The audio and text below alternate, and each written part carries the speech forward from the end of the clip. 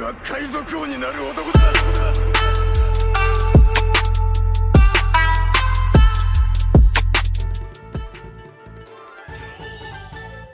Fala galera, sejam bem-vindos a mais um vídeo no canal Supernovas, o canal favorito do Eiichiro Oda. Meu nome é Samuel e estou aqui com meu parceiro Leonardo. E aí galera? E galera, no vídeo de hoje a gente vai fazer a parte 2 do Supernovas Respondem. Pra quem não sabe ainda, a gente faz post de perguntas pelo menos uma vez por mês lá no nosso Instagram, @canal Supernovas. E essa aqui é a parte 2, porque no último post teve tanta pergunta que nós não conseguimos responder em apenas um vídeo. E caso você ainda não tenha sido respondido, fica ligado nos próximos posts lá. Então já segue, é o segundo link aí na descrição, porque o primeiro é do nosso servidor no Discord. Já tá com mais de 500 pessoas lá, então se você ainda não segue, não perca tempo. E sem mais enrolação, vamos pro primeiro vídeo de Supernovas Respondem do ano. E a primeira pergunta é do Gabriel Araújo. Na capa do 1028, Zoro tá com uma roupa do Link, do Legend of Zelda. Na história do jogo, o Link recebe uma espada dada por uma deusa para derrotar o Demise, personagem que lembra muito o Kaido na forma híbrida. Como o Zoro perdeu a Ema, e aqui eu acho que ele quis dizer a Shusui, vocês acham que ele vai encontrar uma nova espada mais forte para derrotar o Kaido?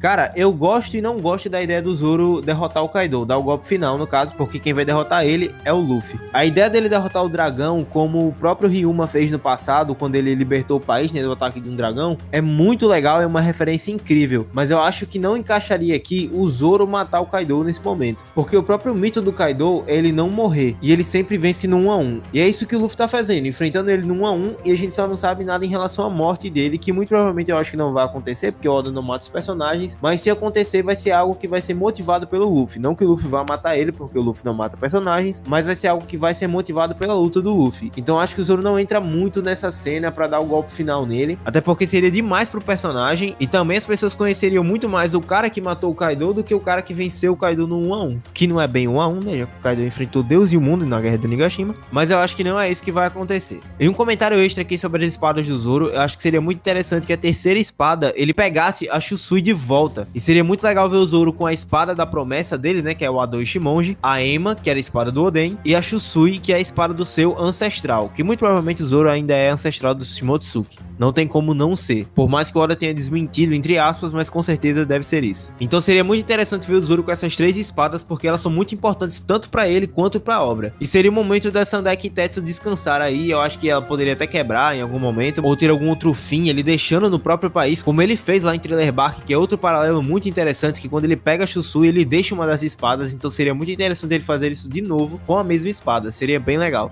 E a próxima pergunta é a do Leozão da Massa. Ele falou o seguinte: quem é a pessoa/criatura mais forte e viva atualmente na opinião de vocês três? Amo esse canal, parabéns por esse ano. Muito obrigado, mano, e que venha 2022 aí com tudo. E galera, essa pergunta é muito interessante. A gente pode falar basicamente das pessoas que a gente já tem notícia do quão forte elas são. O Kaido é conhecido atualmente como a criatura mais forte do mundo. Então se fosse pra chutar assim, sem saber o potencial dos outros personagens, seria o Kaido. Mas a gente ainda tem Shanks, o Tite, o Insama, que a gente não sabe se é um lutador. Eu acho que esses quatro personagens são muito nebulosos e eles também concorrem a esse posto. Mas pra não ter erro, eu iria no Kaido, até porque ele tá sendo absurdamente forte e um vilão à altura do Luffy. Porque até agora em Onigashima ele não caiu nenhuma vez e ele já lutou contra várias pessoas muito fortes, incluindo o Zoro. É, mano, Zoroterdi não se aguenta.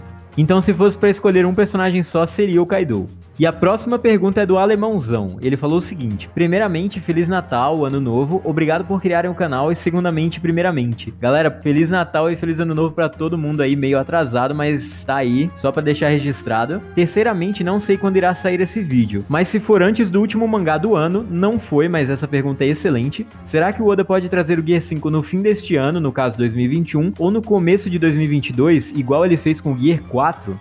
Bom, pro fim desse ano, infelizmente não aconteceu, né, no último capítulo, porém, eu acho que talvez seja o primeiro capítulo desse ano. Eu tava até comentando com os meninos esses dias no WhatsApp, que a cena de como o Gear 4 é apresentado é simplesmente fenomenal. No mangá, pra mim, inclusive, é muito melhor, que o Luffy traz todo aquele discurso contra o Doflamingo e no final só tem um pequeno quadro, todo preto, com Gear 4 escrito nele. Cara, é simplesmente sensacional a forma como o Oda escreveu aquele capítulo, a narrativa daquele capítulo, pra gente ficar naquele hype insano pra ver como ia ser o Gear 4. Eu acho que que seria muito interessante se esse primeiro capítulo do ano fosse exatamente isso, mas a gente não visse. A gente tivesse um corte e a luta do Luffy só voltasse quando as outras demais lutas que ainda estão acontecendo se finalizassem, que é, por exemplo, a luta do Kid e do LoL contra Big Mom, o enredo ali do Orochi com a Komurasaki, que é a Hiyori, e o Denjiro, que muito provavelmente vai aparecer ali, e claro, a luta mais importante do Nigashima, que é Raizou e Fukurokujo, que estão ali parados numa prova de hombridade, ó, sensacional, cara. Quem foi Oden perto do Raizou? E o Elige369 perguntou o seguinte: Dragon seria um Lunari e por isso ele usa um manto que serve para esconder suas asas. Ou talvez quem seja dessa raça seja a mãe do Luffy e a avó, por isso que elas não apareceram ou foram citadas pelo Garp, porque eram Lunarian e o governo estava atrás dessa raça. Daí vem a motivação do Dragon ser um revolucionário e ser contra o governo mundial? Cara, eu gosto muito dessa teoria, eu acho ela sensacional, inclusive é uma das coisas que eu teorizei naquele vídeo lá da teoria, né, da grande teoria, recomendo que vocês assistam, e que eu acredito bastante que vai acontecer, tem muitas provas em relação a isso, e que sim, pode ter sido a mãe do Luffy ou a avó dele, que tenha sido da raça Lunari. É muito interessante pensar isso, porque o Dragon não tinha tatuagem antes do Roger morrer. Quando ele tava na execução do Roger, ele tava sem a tatuagem, e depois ele aparece com a tatuagem. E o Oda já mencionou em Viver Cards que em algum momento da vida do Dragon, algo aconteceu, que ele criou o exército revolucionário e aquela tatuagem surgiu. Ou seja, isso dá muito a entender que aquela tatuagem, aquela tribal que parece muito com os guerreiros Shandians como o Calgary e o próprio Wiper, que é seu descendente, deixa muito na cara de que talvez realmente seja isso. O Dragon descobriu a aniquilação do povo dele, dos ancestrais dele, e essa fúria fez com que ele fizesse essa tatuagem e criasse o exército revolucionário. E é muito interessante pensar também que naquele vídeo a gente comenta que os Tenryubitos, os dragões celestiais, após a guerra que derrotou o antigo reino, eles tomaram Marijoa para eles, como o próprio Doflamingo afirma no capítulo 722, e com aquilo que a Koala fala sobre os revolucionários, de que eles não querem destruir o mundo como um todo, eles querem destruir aqueles que tornam o mundo ruim, ou seja, os Tenryubitos, eles querem tirar eles de lá, que seria basicamente o Dragon tentando vingar aquilo que aconteceu com seu povo no passado e trazendo eles de volta. E sobre ele ter asas, seria muito louco ver o Dragon sem o manto, aparecendo asas nas suas costas, cara, isso explodia a mente de todo mundo. A próxima pergunta é da Yabu12. No filme Red, vai mostrar o encontro do Luffy com o Shanks? E cara, essa é uma boa pergunta, porém a resposta dela é um pouco simples e o motivo dela também é simples. Não faria sentido mostrar o encontro do Luffy com o Shanks em um filme que não vai ser canônico, até porque a gente quer ver isso na história em si e tiraria um pouco da emoção desse ato. Mas acreditamos que esses movimentos não terão impacto na história canônica do mangá. Porém vai ser um filme divertido de assistir e nós estamos bem ansiosos pra ver. A próxima pergunta é do Renan Nascimento. Vocês vão mostrar os seus rostos em algum especial? Por exemplo, um especial de 100 mil inscritos? Creio que sim. Com certeza daqui pra lá a gente vai preparar um cenário e vai se preparar pra aparecer pros vídeos aqui do canal. Eu sou um cara que sou muito reservado, então não gosto muito de aparecer, embora tenha vazado aí por um segundo em uma live aí que a gente tirou do YouTube. Só quem dorme de rede tá ligado. Mas a gente pretende no futuro sim aparecer. Não vai ser em todos os vídeos, eu acho que não todos os vídeos a gente vai aparecer. A gente gosta muito do formato que a gente faz, eu acho que é bem interativo, mas sim, em algum momento a gente vai aparecer e talvez seja nesse especial.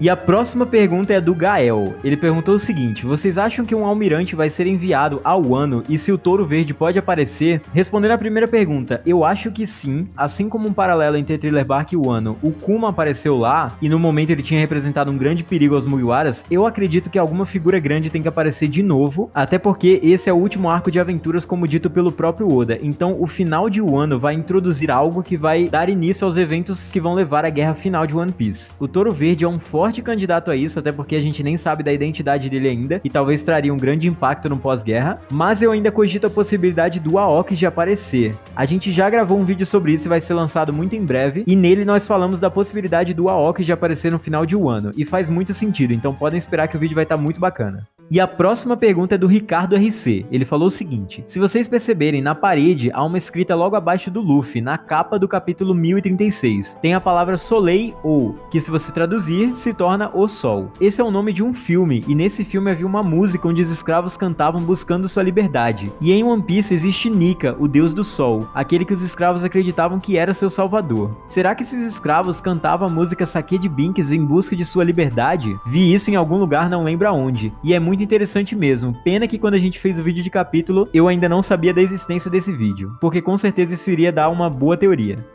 Cara, essa ideia é muito legal, eu gosto muito dela. Uma vez aconteceu, eu já comentei muito com os meninos aqui, mas eles não acreditam em mim, tá? Sou taxado de louco. E uma vez, cara, eu tive um sonho muito louco sobre One Piece, que eu via uma espécie de navio, como se fosse um navio de escravos mesmo. Eles estavam sendo transportados para algum lugar, e todos os escravos que estavam nesse navio estavam acorrentados e estava todo mundo sentado no convés desse navio. Ou seja, eles passavam pelo sol, pela chuva, por todos os tipos de climas, por tempestades, e eu via eles, todos eles com um chapéu de palha. Isso seria o principal símbolo do porquê existe o chapéu de palha, porque eles eram escravos no passado e que se libertariam no futuro, que é exatamente a profecia do Nika e aquilo que muito provavelmente o Joy Boy, que é o Luffy, vai fazer com o mundo de One Piece. E que também tem muita relação, por exemplo, com Sake de Binks, que pode ser a música que esses escravos acabaram aprendendo e cantando no decorrer dessa viagem trazida por Nika. E claro, se foi Nika, o próprio Joy Boy, que compôs essa música, com certeza ela fala da viagem final até Laugh Tale, que a gente já comentou em vídeos passados aqui do canal, mas resumidamente, Joy Boy é uma lenda que existe. Essa lenda existe e tem um livro da Enciclopédia das Coisas que Não Existem. Eu sei que foi meio bizarro isso, não existiria existir, mas é uma lenda real, e nessa lenda fala da entidade Joy Boy, que nada mais era que um ser que representava a música e a liberdade para as pessoas, e ele navegou justamente em um navio de escravos até a África. Então, cara, a ideia desse filme, dessa referência do Oda é sensacional e encaixa com bastante coisa da obra.